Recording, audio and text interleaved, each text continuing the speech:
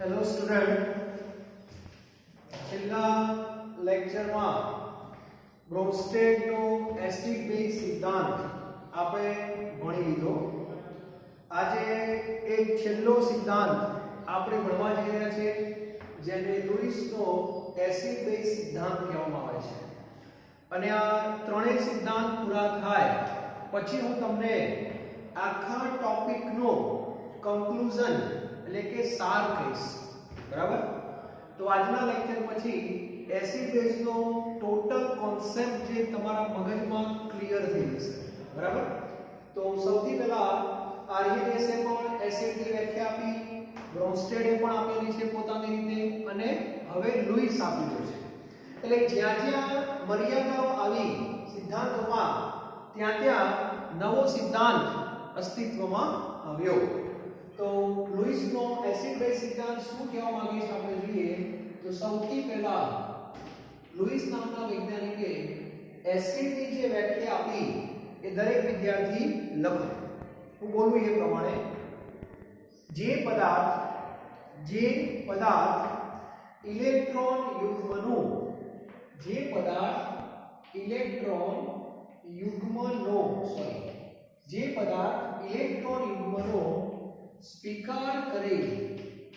સ્વીકાર કરે તેને લુઈસ એસિડ કહે છે. એટલે લુઈસ નામના વૈજ્ઞાનિકના મતાનુસાર એસિડ એટલે એવો પદાર્થ જે ઇલેક્ટ્રોન યુગ્મનો સ્વીકાર કરે.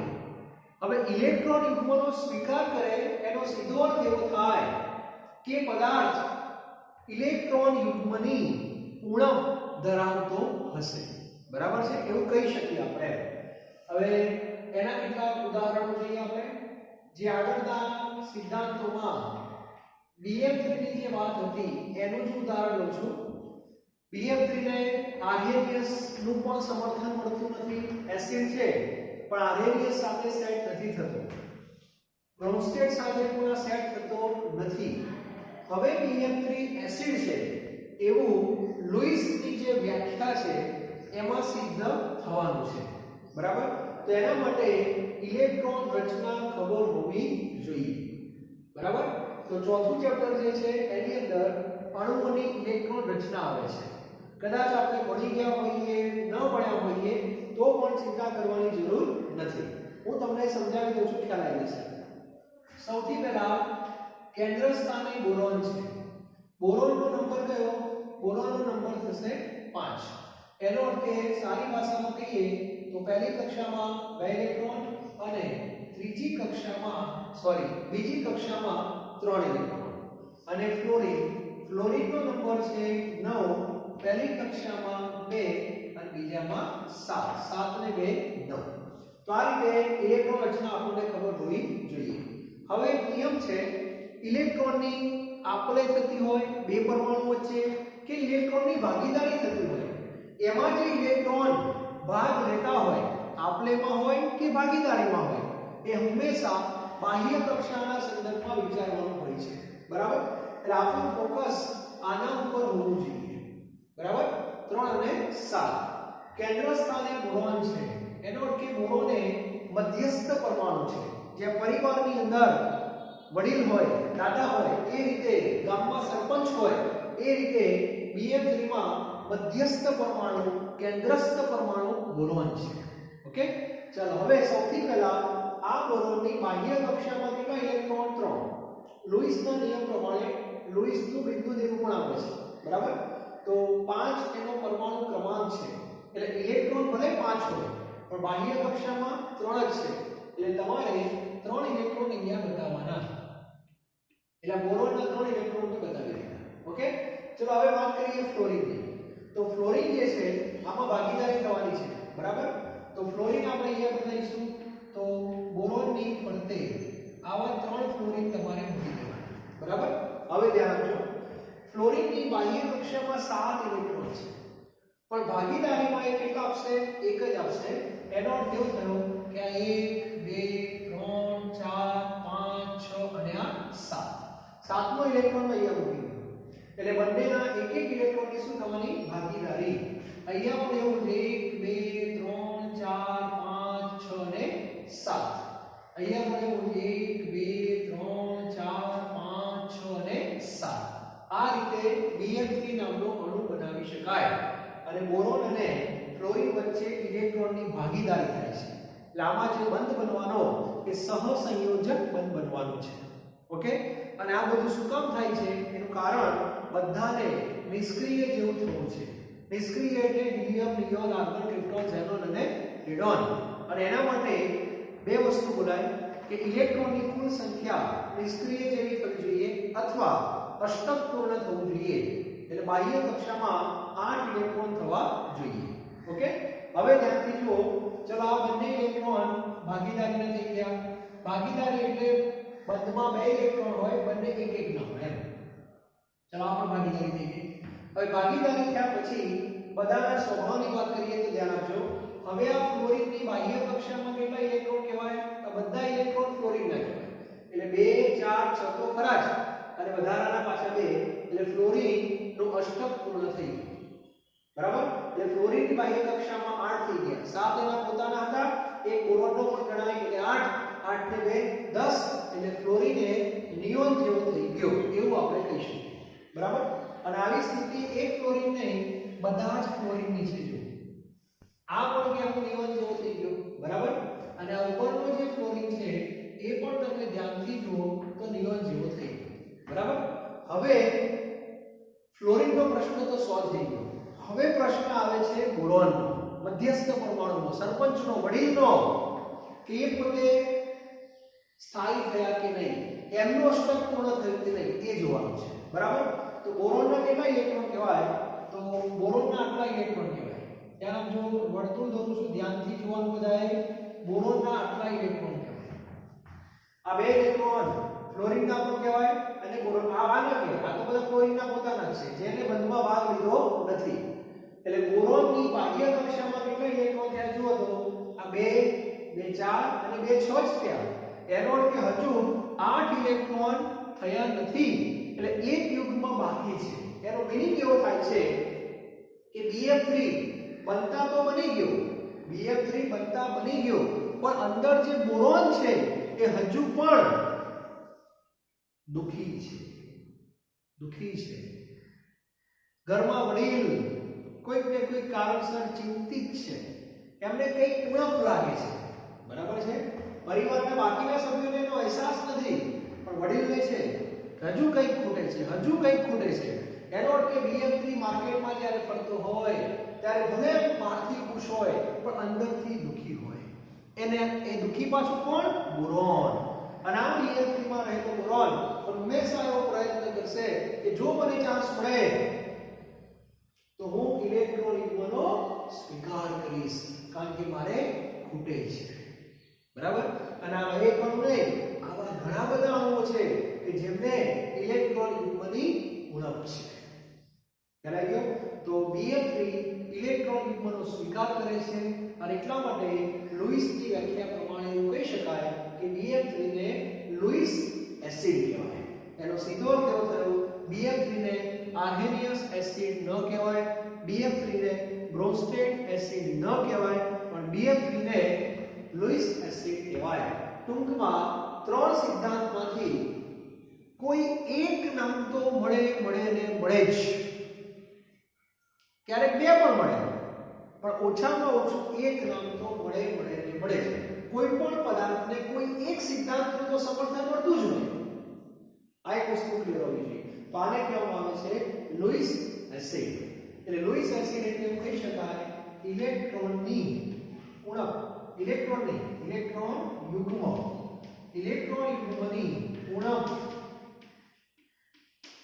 ધરાવતા પદાર્થ બરાબર અને આવા પદાર્થો ઓર્ગેનિક કેમિસ્ટ્રીમાં શબ્દ આવશે લુઈસ એસિડ આવા પદાર્થો હંમેશા ઇલેક્ટ્રોન યુગ્મ જ્યાં મળે તરફ દોડે અને ઇલેક્ટ્રોનનો વીજભાર માઈનસ હોય છે એટલે આમને ઇલેક્ટ્રોન પ્રત્યે બહુ જ આકર્ષણ હોય એટલા માટે આવા પદાર્થોને અત્યારથી તમે નામ આપી દો ઇલેક્ટ્રોન અનુરાગી પ્રક્રિયકો કહીએ છીએ. આ પણ લખતા જજો, બરાબર. ઇલેક્ટ્રોન અનુરાગી પ્રક્રિયક કહેવાય. અંગ્રેજીમાં આને ઇલેક્ટ્રોફાઇલ એવું કહેવામાં આવે છે. શું કહેવામાં આવે છે? ઇલેક્ટ્રોફાઇલ. ટૂંકમાં એટલે ઇલેક્ટ્રોન પ્રત્યે અનુરાગ છે. અનુરાગ એટલે આકર્ષણ. કેમ છે તેની ઓળખ છે. સમજાય છે કે નહીં? એટલે મગજમાં યાદ રાખજો, લુઈસ એસિડ કહેવાય એ બધા ઇલેક્ટ્રોફાઇલ છે. ક્લિયર? આને કહેવાય લુઈસ એસિડ. હવે એક વસ્તુ વિચારો, આવા પદાર્થોને ઇલેક્ટ્રોન યુગ્મની ઉણપ છે. એ માર્કેટમાં ઇલેક્ટ્રોન યુગ્મ મેળવવાનો પ્રયત્ન કરે છે. તો માર્કેટમાં એવા પદાર્થો પણ હશે કે જેમને ઇલેક્ટ્રોન યુગ્મ વધારાના છે અને જે એનું દાન કરી શકે છે. આવા કોઈ નહીં. બરાબર છે? તો લુઈસે એને બેઝ કહી દીધા. બરાબર છે? તો આને પૂરો પાડ્યો પેલા વ્યવસ્થિત. પછી આપણે લુઈસ બેઝની વાત કરીએ. બીજા પણ એક ઉદાહરણ છે આ લખીને AlCl3. આમાં પણ એવું થવાનું, જે રીતે બોરોનમાં બાહ્ય કક્ષામાં 3 હોય એમ એલ્યુમિનિયમમાં પણ બાહ્ય કક્ષામાં 3 જ હોય.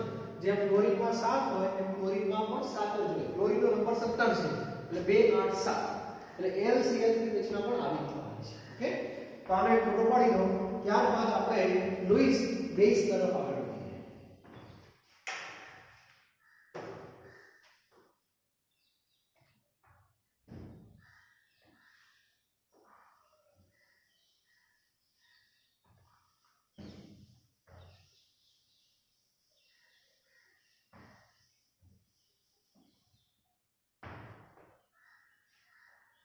चलो હવે વાત કરીએ બેઝ. તો દરેક વિદ્યાર્થી બેઝની વ્યાખ્યા લખે. લુઈસ બેઝ કોને કહેવાય? તો લખો, જે પદાર્થ ઇલેક્ટ્રોન યુગ્મનું દાન કરે. બરાબર? જે પદાર્થ ઇલેક્ટ્રોન યુગ્મનું દાન કરે તેને લુઈસ બેઝ કહે છે. બરાબર? હવે જોઈએ આપણે એવા કોઈ પદાર્થો આપણા ધ્યાનમાં છે તો ઘણા બધા છે. એમાંનું એક જાણીતું ઉદાહરણ આપણે લેવું હોય તો NH3. બરાબર? એમાં મુખ્ય પરમાણુ, મધ્યસ્થ પરમાણુ નાઇટ્રોજન છે, જેનો નંબર 7 છે. જેની પહેલી કક્ષામાં 2 ઇલેક્ટ્રોન અને બીજી કક્ષામાં 5 ઇલેક્ટ્રોન છે. બીજો પરમાણુ હાઇડ્રોજન છે, જેનો પરમાણુ ક્રમાંક 1 જ છે અને એને સમખાવા 1 જ ઇલેક્ટ્રોન છે. બરાબર? અને નાઇટ્રોજન હોય કે હાઇડ્રોજન હોય, બધાને નિષ્ક્રિય જેવું થવું છે. નાઇટ્રોજનની નજીકમાં નિષ્ક્રિય કોણ? તો નિયોન. નિયોન થવા માટે એને 3 ઇલેક્ટ્રોન ખૂટે છે. હાઇડ્રોજનની નજીકમાં નિષ્ક્રિય કોણ? હિલિયમ. તો હિલિયમને નિષ્ક્રિય હિલિયમ જેવા થવું હોય તો 1 જ ઇલેક્ટ્રોન ખૂટે છે. આપણે આમાં શક્ય નથી, એટલે આમાં બધા ભેગા થઈને શું કરે છે? ભાગીદારી કરે છે. અને અણુ કેવી રીતે બને આપણે જોઈએ તો મુખ્ય પરમાણુ આપણો જે મધ્યસ્થ પરમાણુ વચ્ચે લખવાનું નાઇટ્રોજન. બરાબર? હવે એટલી ખબર પડી જાય કે આપણે બતાવવાના કેટલા? 5. પણ એમાં ભાગીદારીમાં કેટલા વપરાશે? 3 જ વપરાશે. એટલે વધારાના 2 અહીંયા મૂકશું અને બાકીના 3 અહીંયા લખ્યા છે આપણે. બરાબર છે? ત્યાં 5 અહીંયા. હવે હાઇડ્રોજન 3 મૂકવાના છે આપણે. દરેક હાઇડ્રોજનની પાસે 1 ઇલેક્ટ્રોન છે. ક્લિયર? ચાલો હવે બંધ બની ગયો. તો આ બંધ બન્યો એ સહસંયોજક બંધ. આ બંને ઇલેક્ટ્રોન ઉપર પ્રભાવ બંનેનો રહે. આના ઉપર હાઇડ્રોજનનો પ્રભાવ પણ હોય, આના ઉપર નાઇટ્રોજનનો પણ હોય. ટૂંકમાં ત્રણેય ઉપર નાઇટ્રોજનનો તો ખરો જ, અને આના ઉપર આ હાઇડ્રોજનનો, આના ઉપર આ હાઇડ્રોજન, આના ઉપર આ હાઇડ્રોજન. ચલો હવે જોઈએ આપણે. તો હાઇડ્રોજનના કેટલા ઇલેક્ટ્રોન? તો 2 થઈ ગયા. એટલે હાઇડ્રોજનને આનંદ થયો, હિલિયમ જેવો થઈ ગયો. ચાલો આ બાજુ આ હાઇડ્રોજન પણ કોના જેવો થઈ ગયો? હિલિયમ જેવો. અને આ બાજુ આ પણ હિલિયમ જેવો થઈ ગયો. હાઇડ્રોજનને કોઈ તકલીફ નથી. હવે વાત કરીએ નાઇટ્રોજનની. તો નાઇટ્રોજનની સ્થિતિ કંઈક આવી છે. નાઇટ્રોજનનું અષ્ટક તો પૂર્ણ છે જ. 2 4 6 અને 8. બરાબર? કંઈક વિશેષ છે આમાં. નાઇટ્રોજન સ્થાયી તો છે જ, છતાં પણ ઉત્સાહી છે. એનું કારણ બીજું કંઈ નહીં, એની પાસે હજુ પણ જગ્યા છે. આ 2 ઇલેક્ટ્રોન તમે જુઓ કોઈ પણ જગ્યાએ બંધમાં વપરાયા નથી. એટલે કેમિસ્ટ્રીમાં આ 2 ઇલેક્ટ્રોનને આપણે શું નામ આપીએ છીએ એ પણ તમને કહી દઉં. અબંધકારક ઇલેક્ટ્રોન યુગ્મ. અબંધકારક એટલે શું? આ યુગ્મ એટલે કે 2 બંધમાં ભાગ લીધો નથી, બરાબર? અને આ યુગ્મ કયું કહેવાય? બંધકારક કહેવાય. આ બધા જે યુગ્મો છે એ બંધકારક કહેવાય. આ શબ્દો દ્વારા પરિચિત થઈ જજો. બંધકારક એટલે નાઇટ્રોજનની આજુબાજુ બંધકારક યુગ્મ કેટલા? 3. 1 2 અને 3 અને અબંધકારક એક જ છે. એનો સીધો અર્થ એવો થાય એમોનિયા જે છે એની પાસે વધારાનું યુગ્મ પડી રહ્યું છે. એટલે એમોનિયા જ્યારે માર્કેટમાં ફરતો હોય ત્યારે આ રીતે ફરતો હોય અને એની સામે જો BF3 આવી જાય, BF3 હમણાં જ વાત કરી આપણે, BF3 આવી જાય તો 100% નાઇટ્રોજન આ યુગ્મ જે છે એનું દાન કરી શકે છે, ટૂંકમાં એનો બંધ બનાવવામાં ઉપયોગ કરી શકે છે અને બંને ઇલેક્ટ્રોન આના જ હશે. પેલા પાસે તો છે જ નહીં, અને ત્યાં પણ એક નવો બંધ બનશે જે હમણાં તમને બતાવું છું, બરાબર?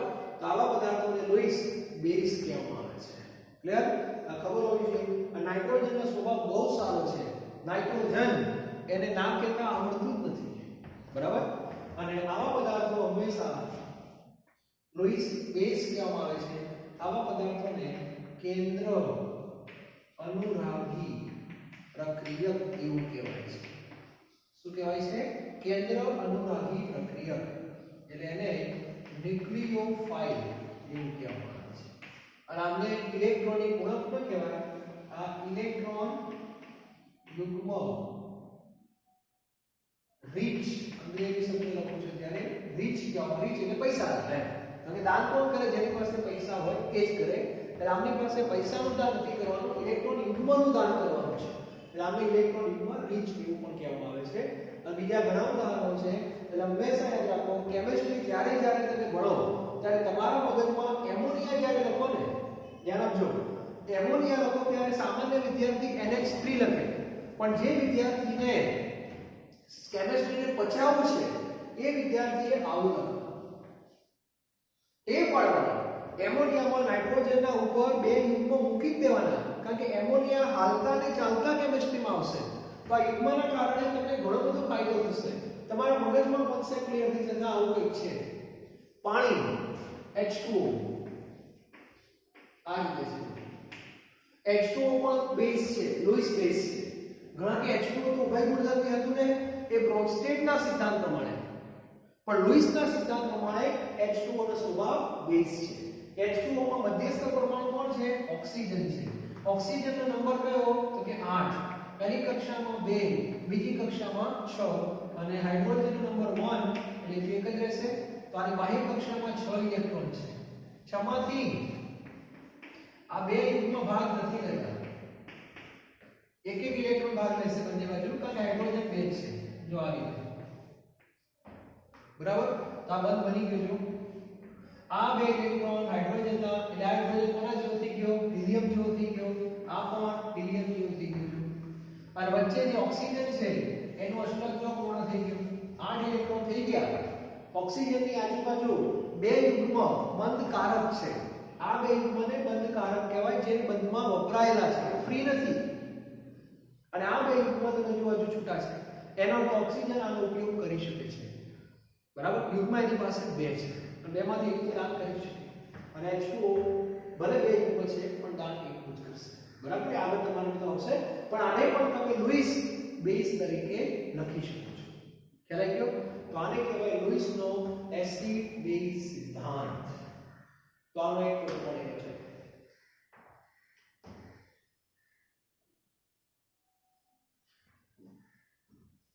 હવે કલ્પના કરીએ આપણે, ચલો, કે ભાઈ એમોનિયાની સામે BF3 આવે છે. એમોનિયાની સામે BF3 આવે છે. એમોનિયાની સામે BF3 આવે છે. તો આપણે વિચારીએ કે આ એમોનિયા છે, એના સંપર્કમાં પણ આવ્યું BF3 આવે છે.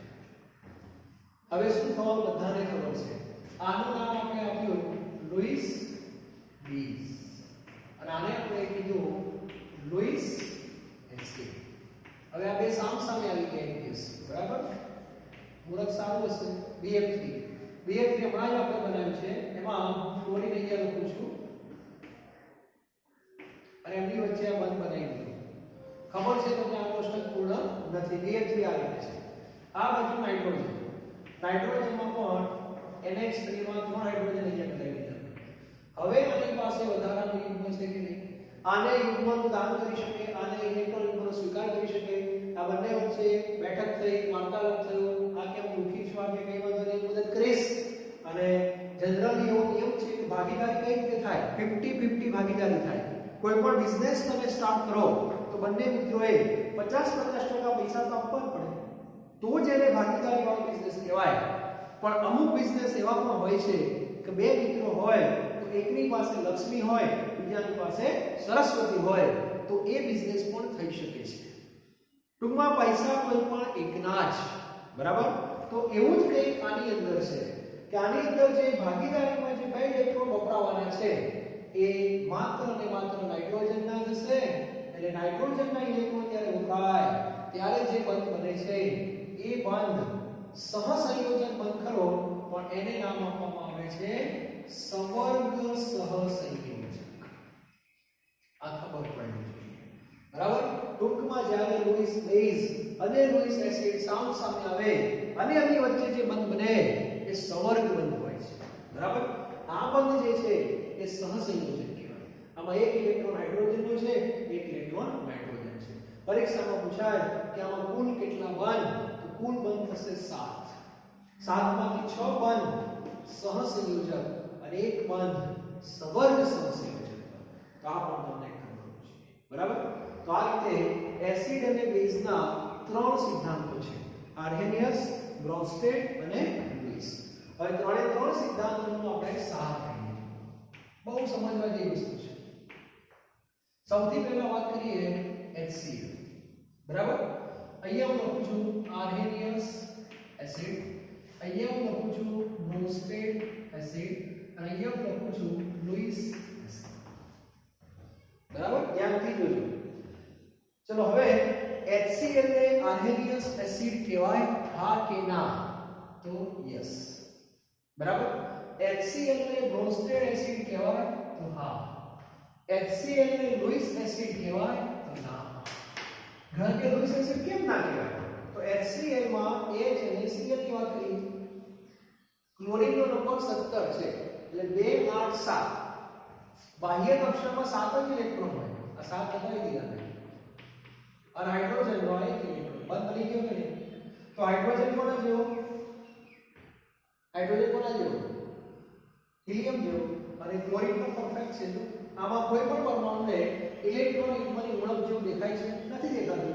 તો એને લુઈસ એસિડ કહેવાય, બરાબર? પછી એમોનિયાની વાત કરીએ છીએ. એક બેઝનું નામ લઈએ આપણે, એમોનિયા, બરાબર? એમોનિયાની અંદર બેઝ છે એટલે પહેલા હું લખીશ આર્હેનિયસ બેઝ, પછી લખીશું બ્રોન્સ્ટેડ બેઝ અને પછી હું લખીશ લુઈસ બેઝ, બરાબર? તો એમોનિયાને આર્હેનિયસ બેઝ કહેવાય છે તો કે ના. બ્રોન્સ્ટેડ બેઝ કહેવાય તો કે હા. લુઈસ બેઝ કહેવાય તો કે હા. દેખાય છે? હવે આના પરથી એક તારણ એવું નીકળે છે. આ વચ્ચેવાળા ભાગને બોક્સમાં લખું છું, બરાબર? અને આને આપણે આધાર બનાવીએ છીએ, આધાર.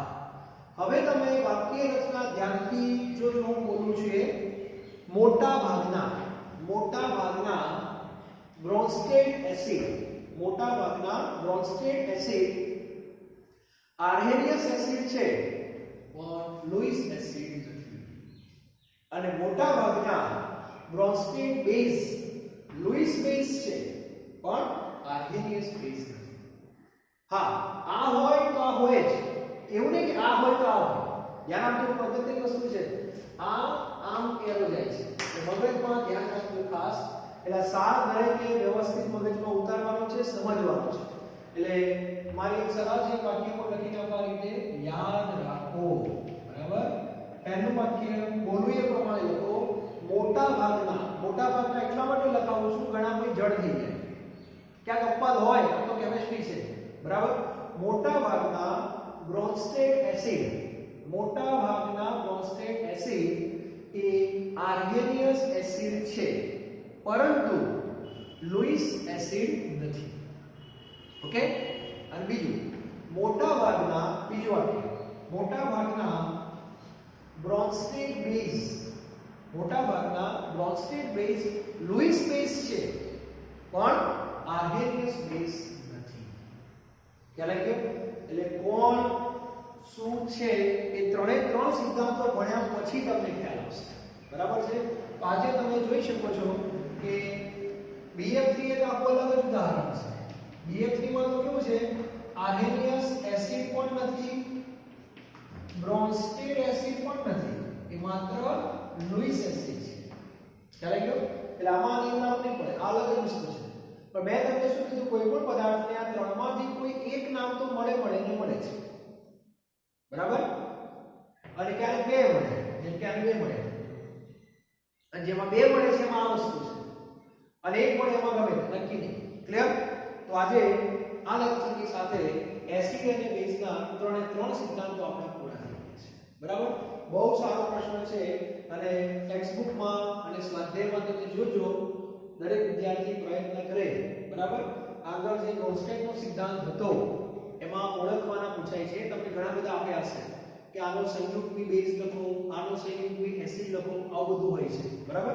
બીજું એક વાક્ય અત્યારે લખી રાખો, યાદ રાખો, બ્રોન્સ્ટેડના સંદર્ભમાં છે આ બધા નિયમો. હવે જો બ્રોન્સ્ટેડ એસિડ, વાક્ય લખજો ખાસ, જો બ્રોન્સ્ટેડ એસિડ પ્રબળ હોય તો તેનો સંયુગ્મી બેઝ નિર્બળ હોય. જો બ્રોન્સ્ટેડ એસિડ પ્રબળ હોય તો તેનો સંયુગ્મી બેઝ નિર્બળ હોય. બરાબર? અને બીજું વાક્ય, જો બ્રોન્સ્ટેડ બેઝ પ્રબળ હોય તો તેનો સંયુગ્મી એસિડ નિર્બળ હોય. આ ક્લિયર રાખજો. આ બધાની જરૂર આપણે આગળ કરવાની છે. બરાબર? તો મેં તમને જેટલું લખાવ્યું, બોર્ડની અંદર જે કંઈ લખ્યું છે, જેટલું હું બોલ્યો ને તમે લખ્યું છે, એટલું જ તમારે કરવાનું છે. ખ્યાલ આવી ગયો? એટલે કોન્સેપ્ટ જે છે આખો આવી ગયો. નવું કંઈ હશે તો અલગ વસ્તુ છે, પણ મેઇન એસિડ બેઝનો જે કોન્સેપ્ટ છે અહીંયા આપણે પૂરો થાય છે. બરાબર? તો દરેક વિદ્યાર્થીએ આ ત્રણ સિદ્ધાંત આવડવા જ જોઈએ. ઊંઘમાંથી ઉઠાડીને પૂછે કે આર્હેનિયસ એસિડને શું કીધું તું, તો કે જેમાં H હોય અને H+ આપે. બ્રોન્સ્ટેડે શું કીધું તું, જે H+ નું દાન કરે. લુઈસે શું કીધું તું, જે ઇલેક્ટ્રોનિક મનો સ્વીકાર કરે, એને એસિડ કહેવાય. બરાબર? બેઝ કોને કહેવાય? આર્હેનિયસના મત પ્રમાણે જે OH ધરાવે, બ્રોન્સ્ટેડ પ્રમાણે જે H+ નું સ્વીકાર કરે, લુઈસ પ્રમાણે જે ઇલેક્ટ્રોનિક મનનું દાન કરે. બરાબર? આ બધું ખબર હોવી જોઈએ. તો આજનો ક્રિયા પૂરું થાય છે. નેક્સ્ટ લેક્ચરમાં આપણે નવા ટોપિક સાથે આગળ વધશું. Thank you very much.